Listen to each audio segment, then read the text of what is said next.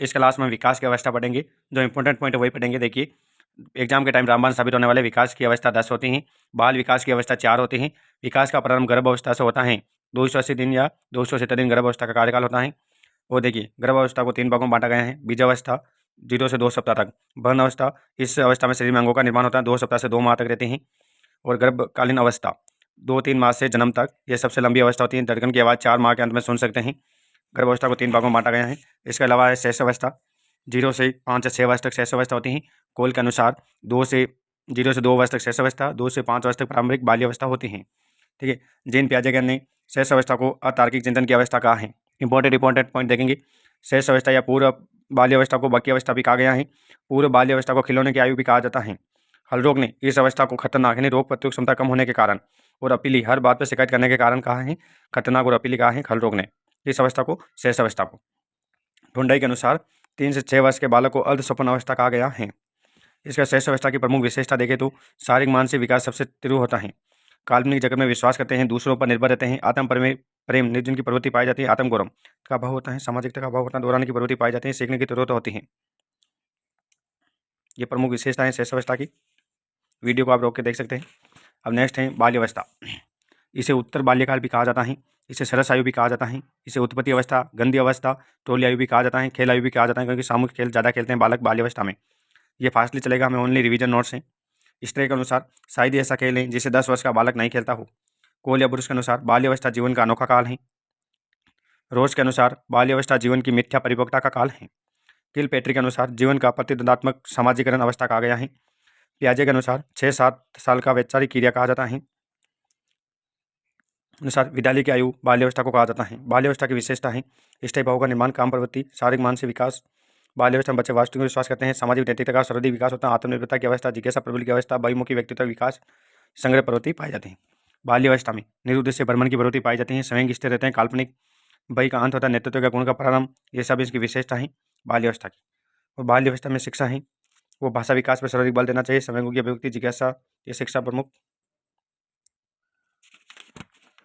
किशोर अवस्था ये 12 से 19 वर्ष या 12-13 से 18-19 वर्ष तक पाई जाती है किशोर अवस्था। कोल सैनिक के अनुसार 12 से 15 और 17 से 21। WHO के अनुसार 10 से 19 वर्ष तक किशोर अवस्था होते हैं। देखिए, किशोर अवस्था का शब्द की उत्पत्ति अंग्रेजी शब्द के एडोलेंस से हुई है। एडोलेंस शब्द की उत्पत्ति लैटिन भाषा में एडोलेसियर से हुई है। एडोलेसियर का तात्पर्य परिपक्वता की ओर या पूर्णता की ओर। किशोर अवस्था का शाब्दिक अर्थ होता है परिपक्वता की ओर। किशोर अवस्था को टीनेज भी कहा जाता है। वही संधि अवस्था या यौवन काल 12 से 14 वर्ष तक। 11 से 15 वर्ष लड़कियों में वही संधि अवस्था होती है और 12 से 17 लड़कों में। इसे ओवर रिपिंग काल भी कहा जाता है। किशोर अवस्था का जनक है वो स्टर्नर हॉल को माना जाता है। स्टर्नर हॉल के अनुसार इसने किशोर अवस्था को आदित्य काल कहा। इसने किशोर अवस्था को तूफान, तनाव, संघर्ष की अवस्था कहा। किशोर अवस्था को कल्पना का जन्म कहा। किल पेट्री के अनुसार किशोर अवस्था को जीवन का सबसे कठिन काल का। विंग हंट के अनुसार किशोर अवस्था को परिवर्तन अवस्था भी कहा गया। पियाजे के अनुसार किशोर अवस्था महान आदर्शों वास्तविक अनुकूल का समय है। करो एंड करो के अनुसार किशोर वर्तमान और भावी जीवन की आशा व्यक्त करते हैं। विकास की कार्मिक अवस्था किशोर अवस्था को कहा जाता है। किशोर को उलझन उत्पत्ति की अवस्था कहा जाता है। वंश ऋतु की सुनहरी अवस्था, अवास्तविक की अवस्था कहा जाता है। अस्पष्ट व्यक्तित्व अवस्था कहा जाता है कि नया बच्चा होता है, नया पौध होता है। परिवर्ती अवस्था कहा जाता है। सामाजिक स्वीकृति अवस्था, वही संधि अवस्था, दुखदायी समस्या अवस्था, टीनेज अवस्था भी कहा जाता है किशोर अवस्था को। किशोर अवस्था के सिद्धांत की बात करें तो आत्मिक विकास का सिद्धांत स्टर्नर हॉल ने दिया था 1904 में।